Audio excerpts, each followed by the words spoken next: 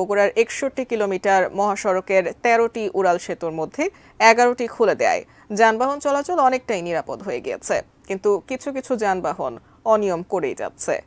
মহাসড়কের ১২পুর থেকে বিস্তারিত জানাচ্ছেন উত্তরাঞ্চলীয় ব্যুরো প্রধান চপল সাহা।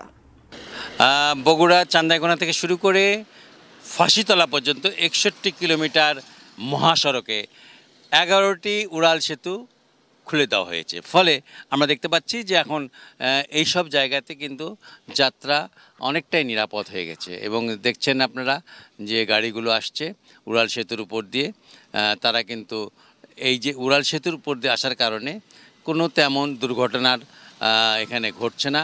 তবে একটা বিষয় না বললেই নয়, সেটা হলো যে এখানে আমরা কিছু মানুষকে দেখি পথচারী, তারা কোনো কারণ ছাড়াই এই রাস্তাগুলো পার হওয়ার চেষ্টা করেন। মাঝে মাঝে এরাই আপনার দুর্ঘটনার শিকার হন। এছাড়া কিন্তু যানবাহনের সংঘর্ষ এখানে আমরা খুব একটা দেখি না। এই উড়াল সেতুটা করেছে শুধুমাত্র আপনার যাওয়া এবং আসার জন্য। আমরা দেখতে পাচ্ছেন উল্টা দিক থেকে ট্রাক আসছে, অর্থাৎ যেটা আমরা বলি যে আমরা নিয়ম মেনে চলবো, কিন্তু নিয়মের ব্যত্যয়টা ঘটে হলো আমাদের কারণেই।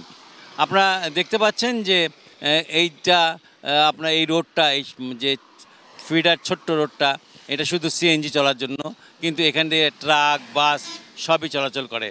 মোটামুটি বগুড়া থেকে এই ছিল আমার কাছে সর্বশেষ সংবাদ।